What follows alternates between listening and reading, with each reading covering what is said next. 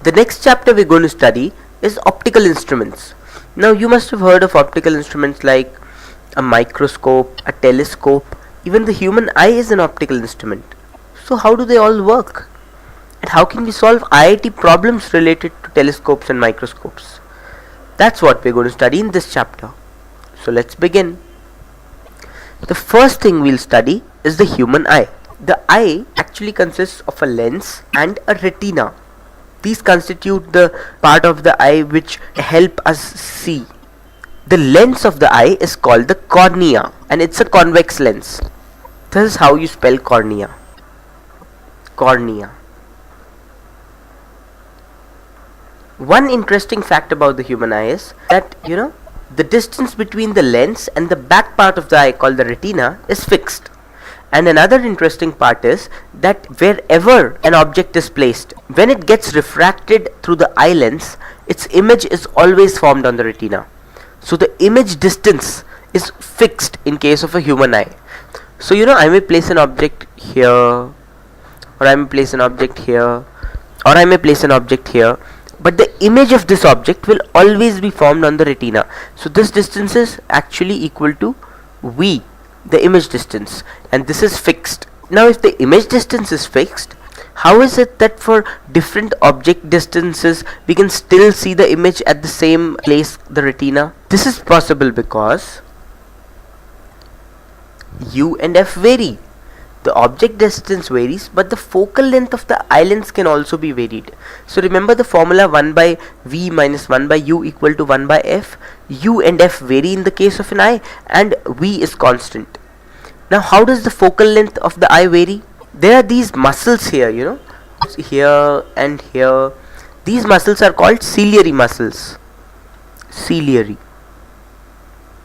Now these muscles contract or they expand to change the focal length of the eye lens.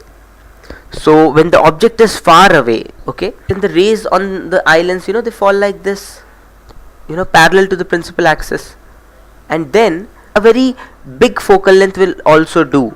A lens with less power will also do, because then you don't have to really make an effort to converge the rays. They're parallel and you can converge the rays like this. So the focal length when the object is at infinity, it's high. When the object comes closer and closer to the lens has to become stronger, it has to become more powerful. And when the lens has greater power, it has lesser focal length because it converges rays faster. So when the object is brought nearer and nearer to the lens, let's say when the object is brought here, then the lens must have a lesser focal length and a greater power, because in the same distance V, here also the rays got converged in the distance V, and even when the object has been brought closer to the lens, in the same distance V, the rays again have to converge like this. So clearly these rays are diverging, right? And the rays will become more and more diverging as the object is brought closer and closer to the lens. So the lens must become more and more powerful as the object keeps approaching the lens, right? And it's the ciliary muscles which contract, to provide more power to the lens. So you can say that initially, when the object is placed at infinity, the lens has a shape something like this, and as the object is brought closer, the lens becomes fatter because its power increases. And when you hold something very close to your eye, that's when the ciliary muscles contract the most, and the lens is almost circular, like this. Now when the object is brought to a distance D, a limit is reached, because you can't decrease the focal length or increase the power of the lens infinitely. You can't say that I'll bring an object 1 millimeter close to the eye and the ciliary muscles should so contract that the eye lens forms an image still on the retina. After all, if you bring an object here, look at the rays, they're diverging so much. How can they be converged in such a short distance, in this distance? So there is a certain distance called D. This distance D is called the least distance of distinct vision. Least distance of distinct vision. This means that when you bring an object up till a distance D from the eye lens, it's visible, it's clear, and its image is formed in the retina. But if you bring the object closer than D, no matter what you do, the image of the object will not be formed on the retina, because no matter how much the ciliary muscles contract, they will just not be able to contract enough to make the lens powerful enough to make the rays converge at the retina.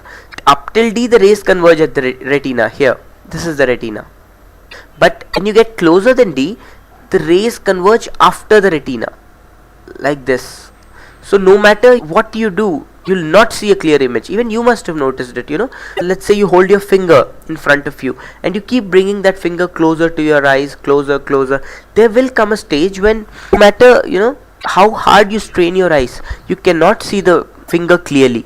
This distance D varies with age. For example, for teenagers it's around 10 centimeters.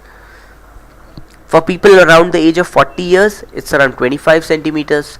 For people around the age of 50 years or 60 years, it's around 40 centimeters.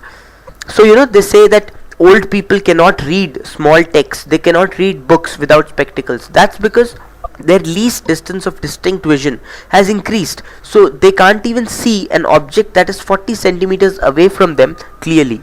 That is why their vision becomes weak. Another interesting point about the eye is that the image formed by the eye is always real and inverted. It's at the retina and it's real and inverted, as you can see here. The inverted image. You must remember this property. So as you can see here, as the object is brought closer and closer to the eye, the size of the image here increases up till a distance D, and D is the least distance of distinct vision. Let's have a look at an animation that will show you even more clearly how the eye forms an image.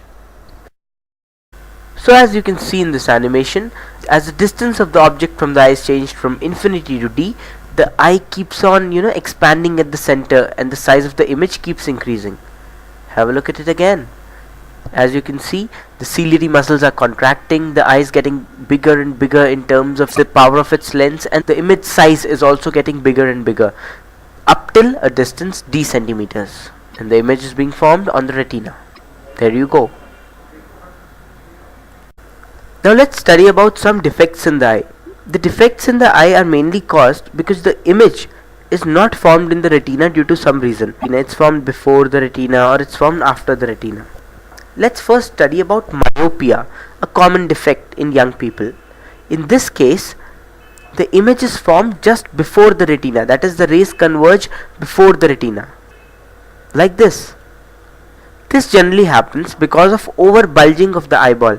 You see, the lens of the eye becomes so powerful that it converges the rays before the retina itself. This defect is called, as I just said, myopia or short-sightedness. In myopia, you cannot see far away objects clearly, but you can see objects which are placed near your eye very clearly. Most young people, as you already know, have this defect, and all of us wear glasses or we have contact lenses to correct this defect. So how do glasses or contact lenses help correct myopia? Well, you see, if you had a concave lens here, like this, then that concave lens would diverge the converging rays just so much that the rays now meet at the retina. So if you choose a concave lens of a specific power, then you can make the rays converge at the retina. So the corrective lens in case of myopia is a concave lens. Another interesting defect is when the rays converge after the retina. This generally happens with old people. You see, the lens becomes weak and the ciliary muscles, they become very weak. So they lose their power to contract and increase the power of the lens. So no matter how much they contract, they're still not able to converge the rays at the retina. They're too weak. And because of the weak ciliary muscles, there's difficulty in converging and the rays converge slowly, after the retina. This defect is called hypermetropia or farsightedness. This is common in old people. You see, what actually happens in this case is that people cannot see things which are very near their eyes. That's because when things are very near your eyes, that's when the ciliary muscles have to be strong. They have to converge those diverging rays from the object fast. But that doesn't happen for old people, and that's why hypermetropia is what old people suffer from. So how can you correct hypermetropia or farsightedness? You can do that by using a convex lens. You see, your ciliary muscles aren't strong enough, so the convex lens will aid the ciliary muscles in converging the light rays. And if you use a convex lens of the appropriate power, it will converge the rays exactly at the retina. There you go. That's why, when young people wear lenses and they cannot see far away things, they say, they have negative lenses because a concave lens is used. And when old people wear lenses, to read newspapers and to read things which are near them, they have a positive power lens, like they have powers like +2, +3, +4, because they use a convex lens. So we've talked so much about the eye. Now let's solve a problem and make things more interesting.